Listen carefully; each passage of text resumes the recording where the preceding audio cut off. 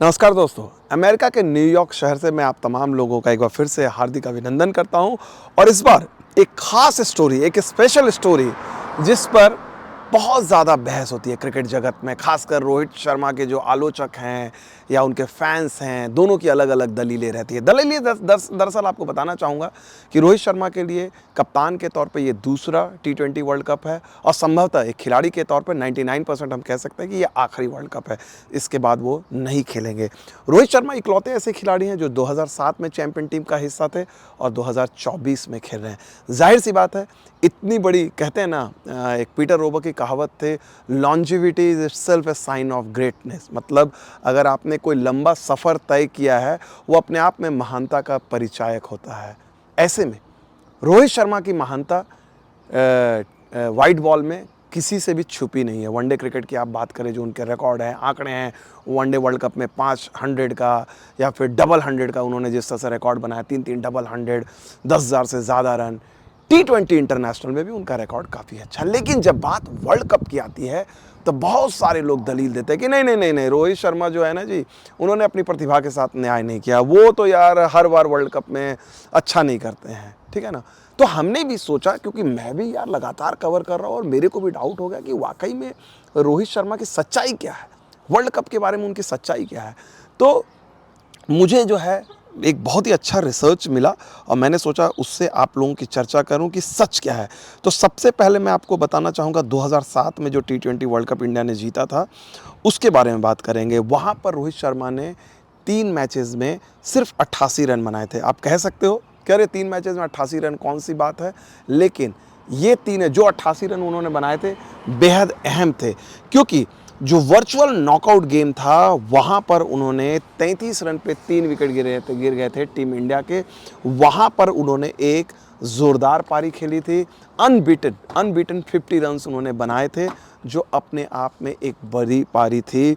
और उसके बाद पाकिस्तान के खिलाफ अगर देखा जाए तो उन्होंने फाइनल में 30 रनों की नॉट आउट पारी खेली थी। इन दोनों पारियों की बड़ी अहमियत थी और साथ ही फील्डिंग के चलते भी उन्होंने बहुत वाहवाही लूटी थी। तो रोहित शर्मा का पहला वर्ल्ड कप तो जाहिर सी बात है बहुत ही अच्छा था, उसमें शानदार था, उसमें कोई डाउट नहीं है। अब बात आती है दूसरे वर्ल्ड कप की। जो रोहित शर्मा का दूसरा वर्ल्ड कप था 2009 का वर्ल्ड कप, जो इंग्लैंड में हुआ था, IPL के ठीक बाद हुआ था। और बहुत सारे लोग कहते हैं कि नहीं, यहाँ पर रोहित जो है नाकाम रहे थे। 5 मैचेस में उनके सिर्फ 131 रन से 33 का एवरेज था। ये कह सकता है कि कोई कहेगा कि इंडिया का कैंपेन बहुत, लेकिन वो इंडिया का कैंपेन ही डिजास्टर्स था। इंडिया फर्स्ट राउंड में बाहर हो गई थी। और अगर देखा जाए तो सिर्फ युवराज सिंह जो है एक ऐसे खिलाड़ी थे जिन्होंने टूर्नामेंट में 150 रन बनाए थे। युवराज सिंह ने सिर्फ 150 रन उस टूर्नामेंट में बनाए थे। और ये दिखाता है कि रोहित का जो, अगर आप रोहित का उस टूर्नामेंट में रिकॉर्ड देखें तो वो उनका बुरा नहीं था। 153 उनका था, सेकेंड हाईएस्ट स्कोरर थे रोहित शर्मा, जहां पर उन्होंने 131 रन बनाए थे। तो आप खुद अंदाज़ा लगा सकते हैं उस वर्ल्ड कप में, हाँ नहीं, तीसरे नंबर पे, माफ़ कीजिएगा, 148 रन गौतम गंभीर के थे। तो ये 2009 में, तो इसको भी आप जो है फ्लॉप रोहित शर्मा को नहीं कह सकते हैं, जहां पर टूर्नामेंट के जो हाईएस्ट जो स्कोर रहा है वो 153 रहा था। इसके बाद हम लोग बात करते हैं 2010 में कैरेबियन में वर्ल्ड कप हुआ था, T20 वर्ल्ड कप पहली बार वहाँ पर रोहित शर्मा गए। वहाँ पर भी आप कह सकते हो कि लोग कहेंगे कि अरे 2 मैच में 84 रन, फ्लॉप ही था, क्या किया रोहित ने।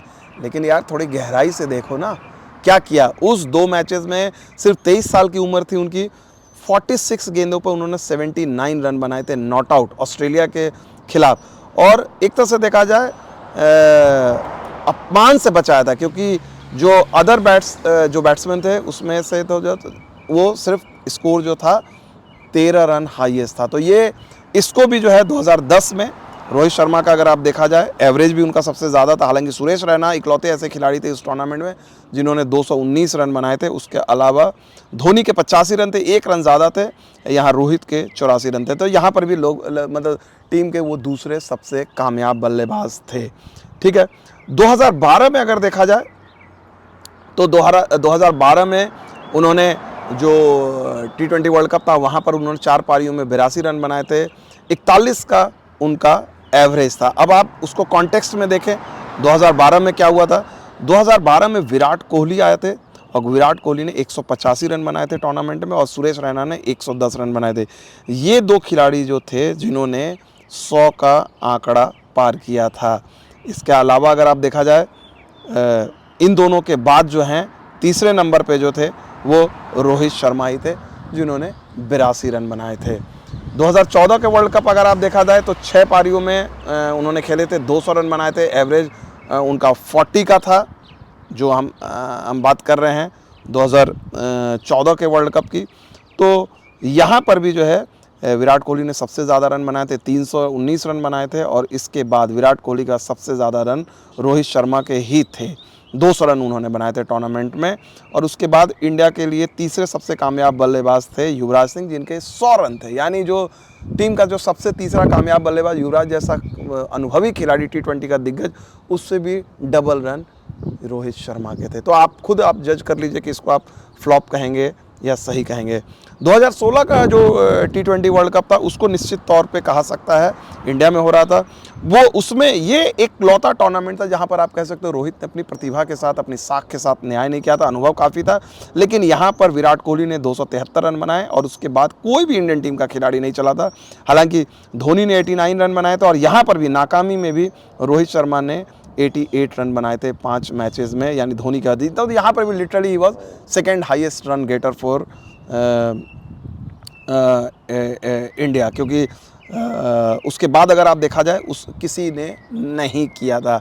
तो इसको भी आप किस अंदाज से आप फ्लॉप कहेंगे ये मैं आपके उस पर छोड़ता हूँ। 2021 में अगर आप देखा जाए, बहुत सारे लोग 2021 की बात बोलते हैं, विराट कोहली की कप्तानी में आखिरी वर्ल्ड कप था। यहाँ पर 5 पारियों में 174 रन, 35 रन उन्होंने बनाए थे। Second highest scorer for India in that tournament थे। जो 2021 का टूर्नामेंट था उसमें भी रोहित शर्मा का बल्ला चला था। हालांकि KL राहुल ने 194 रन बनाए थे, जो सबसे ज़्यादा उन्होंने बनाए थे। 48 का एवरेज था, 152 की स्ट्राइक रेट थी। रोहित शर्मा का स्ट्राइक रेट लगभग उतना ही था और उन्होंने 174 रन बनाए थे। बाकी किसी भी खिलाड़ी ने 100 का भी आंकड़ा पार नहीं किया था। आखिरी टूर्नामेंट की बात करें 2022 का, जब कप्तान थे रोहित, इसको आप कह सकते हैं निश्चित तौर पे यहाँ पर रोहित का बल्ला जो है खामोश रहा था।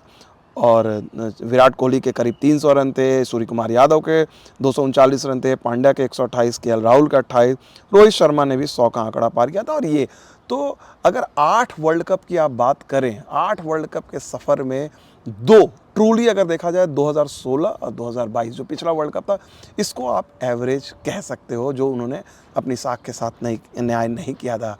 अब मैं आप पर छोड़ता हूँ, ये रिसर्च मैंने किया, आप खुद डिसाइड कीजिए कि क्या वाकई में रोहित शर्मा को T20 वर्ल्ड कप में फ्लॉप बैट्समैन कहा जा सकता है। आपकी क्या राय है आप लोग बताइए।